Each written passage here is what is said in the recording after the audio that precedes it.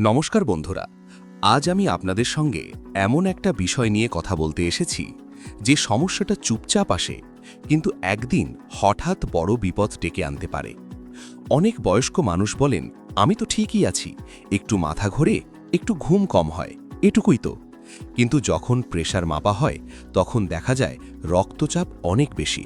কারো স্ট্রোক হচ্ছে, কারো হার্টের সমস্যা, কারো কিডনি ঠিকমতো কাজ করছে না। আর তখনই প্রশ্ন আসে, এই প্রেশার কি খাবার দিয়ে নিয়ন্ত্রণ করা যায়? ওষুধ ছাড়া কি কিছু করা সম্ভব? আজকের ভিডিওটা শেষ পর্যন্ত দেখলে আপনি জানবেন কোন খাবার রক্তচাপ কমাতে সাহায্য করে, কিভাবে ধীরে ধীরে প্রেশার নিয়ন্ত্রণে রাখা যায়, আর কি কি ভুল খাবার আজই কমাতে হবে। বেশি সময় নষ্ট না করে মূল বিষয়ে চলে যাব। তার আগে ছোট্ট করে জেনে নিই কেন এই উচ্চ রক্তচাপ হয়। সহজ করে বললে, আমাদের শরীরের ভেতর রক্ত চলাচল করে নালীর মতো পথ দিয়ে, যেগুলো দিয়ে সারাদিন রক্ত ওঠানামা করে। যখন এই নালীগুলোর ভেতর দিয়ে রক্ত চলতে গিয়ে বেশি জোর লাগে, তখন সেই চাপটাই ধরা পড়ে উচ্চ রক্তচাপ হিসেবে। এই চাপ বাড়ার প্রধান কারণ হল বেশি নুন খাওয়া, কারণ নুন শরীরের ভেতর জল ধরে রাখে এবং সেই জল জমে গিয়ে নালীর ওপর অতিরিক্ত চাপ ফেলে। খুব তেলঝাল খাবার খেলেও রক্ত ঘন হয়ে যায়, ফলে রক্ত চলাচল ধীর হয় এবং চাপ বাড়ে। শরীরে পর্যাপ্ত জল না থাকলে রক্ত ঠিকমতো পাতলা থাকে না, তখনও চাপ বেড়ে যায়। এর সঙ্গে যদি সারাদিন টেনশন, দুশ্চিন্তা বা মানসিক চাপ থাকে, তাহলে শরীর সবসময় টানটান অবস্থায় থাকে, যা রক্তচাপ বাড়ায়। আবার যারা শরীর নড়াচড়া করেন না, বেশি সময় বসে থাকেন, তাদের রক্ত চলাচল ধীরে হয় এবং চাপ বাড়ার ঝুঁকি থাকে। আর বয়স বাড়ার সাথে সাথে রক্তনালীগুলো একটু শক্ত হয়ে যায়, তাই এই সমস্যাটা বয়স্ক মানুষের মধ্যে বেশি দেখা যায়। এটাই বাস্তব কথা। কোন কোন খাবার খেলে রক্তচাপ ধীরে ধীরে কমে? একটা কথা আগে পরিষ্কার করে বলি, রক্তচাপ কোনো সুইচ নয় যে একদিনে বন্ধ চালু হবে। কিন্তু আপনি যদি প্রতিদিন ঠিক খাবার খান, ভুল খাবার কমান আর একটু ধৈর্য ধরেন, তাহলে প্রেশার ধীরে ধীরে নিজের জায়গায় ফিরে আসে।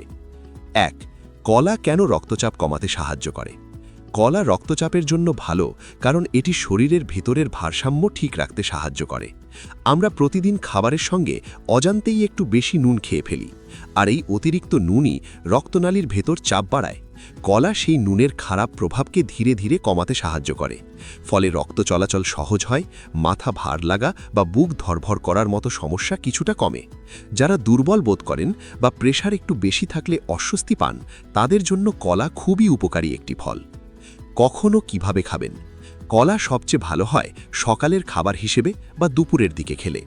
সকালে খালি পেটে না খেয়ে 1 গ্লাস হালকা গরম জল খাওয়ার 20-30 মিনিট পর একটা মাঝারি কলা খেলে শরীরে শক্তি আসে এবং প্রেশারের ওপর চাপ পড়ে না।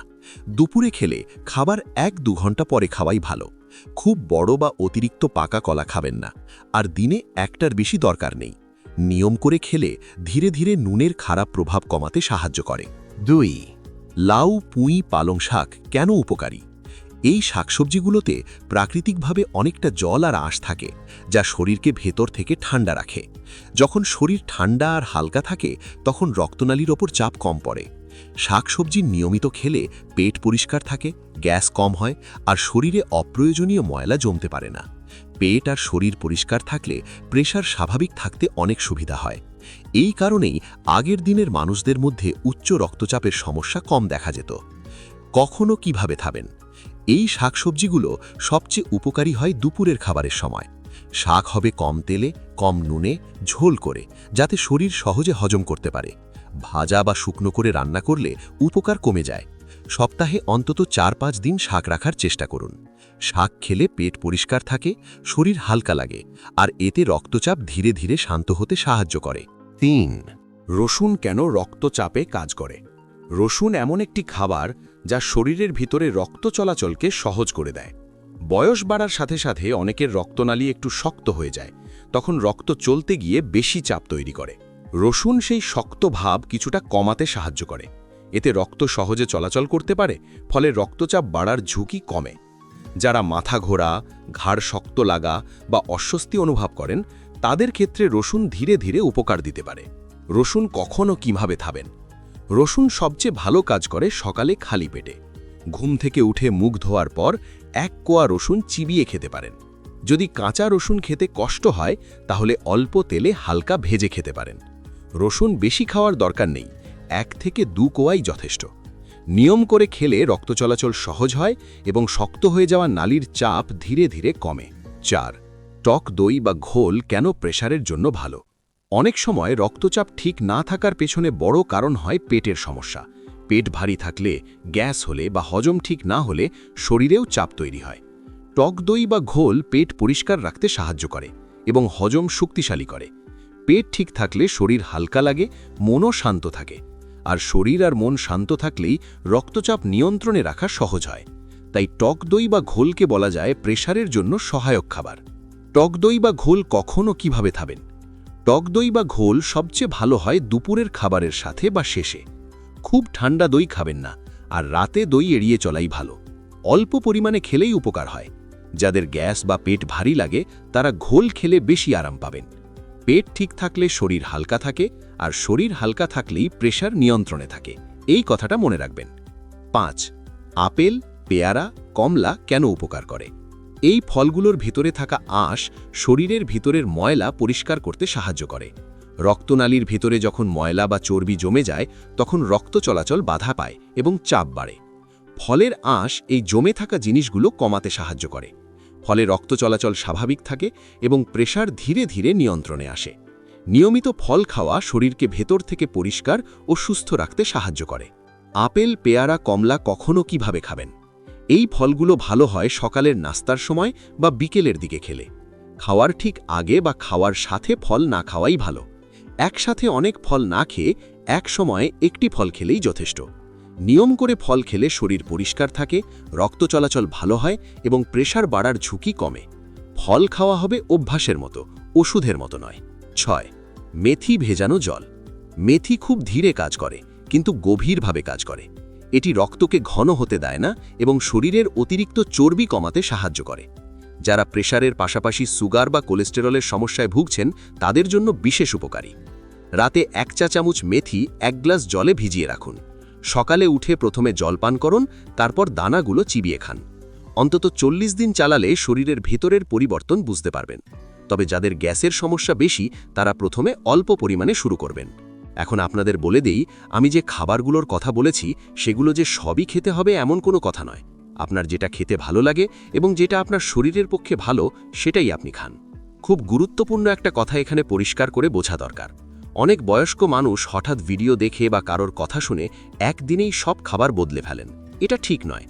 হঠাৎ খাবার বদলালে শরীরে পেটের সমস্যা হতে পারে, দুর্বল লাগতে পারে, এমনকি প্রেসার উল্টো অস্বস্তিকরও হতে পারে। তাই নতুন কোনো ভালো খাবার শুরু করলে ধীরে ধীরে অভ্যাস করতে হবে। আবার মনে রাখতে হবে, বেশি খেলেই বেশি উপকার হবে এটা ভুল ধারণা। শরীরের একটা সীমা আছে, তার বেশি দিলে উপকারের বদলে ক্ষতি হতে পারে। প্রতিদিন অল্প করে কিন্তু নিয়ম মেনে খাওয়াটাই সবচেয়ে গুরুত্বপূর্ণ। একদিন খেলেন, 3 দিন খেলেন না, এভাবে কোনো ফল পাওয়া যায় না। ঠিক যেমন ওষুধ সময় মতো না খেলে কাজ করে না, তেমনি ভালো খাবারও নিয়ম ছাড়া কাজ করে না। আর সবচেয়ে বড় বিষয় হলো ধৈর্য। প্রেসার বছরের পর বছর ধরে বাড়ে, তাই সেটাকে ঠিক হতে সময় দিতে হবে। খাবার আর ধৈর্য এই দুটো একসাথে চললেই ধীরে ধীরে রক্তচাপ নিয়ন্ত্রণে আসে, নিরাপদে আসে। 1 মুহূর্তের জন্য ভিডিওটা থামান এবং আপনার এখন প্রেসার কত আছে সেটা কমেন্টে জানান। কোন খাবারগুলো আজ থেকেই কমাবেন? এগুলো না কমালে কোনো খাবারই ঠিকমতো কাজ করবে না। কাঁচা লবণ আলগা করে খাওয়া, ভাজাভুজি, দোকানের চানাচুর, বিস্কুট খুব ঝাল ও তেলে ভাজা। রান্নার নুন ধীরে ধীরে কমান, হঠাৎ একদম বন্ধ করার দরকার নেই। খুব গুরুত্বপূর্ণ সতর্কতা, অনেকেই এই ভিডিও দেখে পরের দিন থেকে ওষুধ বন্ধ করে দেন। এটা করবেন না। খাবার আর নিয়ম শরীরকে ধীরে ঠিক করে। ওষুধ হঠাৎ বন্ধ করলে বিপদ হতে পারে। যদি আপনার মনে হয় প্রেসার আগের থেকে কমে গেছে তাহলে অবশ্যই ডাক্তারের কাছে একবার শুনে ওষুধ বন্ধ করবেন। উচ্চ রক্তচাপ মানেই জীবন থেমে যাওয়া নয়, এটা এমন এক অবস্থা যাকে নিয়ন্ত্রণে এনে স্বাভাবিকভাবে বেঁচে থাকা পুরোপুরি সম্ভব। ওষুধ, ঠিক খাবার, প্রতিদিনের হাঁটা আর শান্ত মন, এই 4টে যদি প্রতিদিনের সঙ্গী হয় তাহলে শরীর ধীরে ধীরে ভেতর থেকে বদলাতে শুরু করবে। আজকে হয়তো খুব বড় পরিবর্তন টের পাবেন না, কালও না, কিন্তু কিছুদিন পর লক্ষ্য করবেন সকালে মাথা হালকা লাগছে, হাঁটলে কম হাঁপাচ্ছেন, ঘুমটা গভীর হচ্ছে। তখনই বুঝবেন শরীর সাড়া দিচ্ছে। তাই হাল ছাড়বেন না, তাড়াহুড়োও করবেন না। ধৈর্য ধরে নিয়ম মেনে চলুন, আপনার শরীরের ভেতরেই আছে সুস্থ হয়ে ওঠার শক্তি। শুধু তাকে একটু সময় আর যত্ন দিন, সে আবার আপনাকে স্বাভাবিক আর নিশ্চিন্ত জীবনে ফিরিয়ে দেবে। অবশেষে একটাই অনুরোধ রইল, ভিডিওটা যদি ভালো লাগে তাহলে অবশ্যই একটি লাইক দিয়ে চ্যানেলটি সাবস্ক্রাইব করে নেবেন এবং আপনার পরিচিত বয়স্ক মানুষদের সাথেও শেয়ার করে দিন, যাতে তারাও এই গুরুত্বপূর্ণ তথ্যটি জানতে পারে। আপনাদের জন্যই আমি এই ভিডিওগুলো বানাই। সবাই ভালো থাকুন, সুস্থ থাকুন।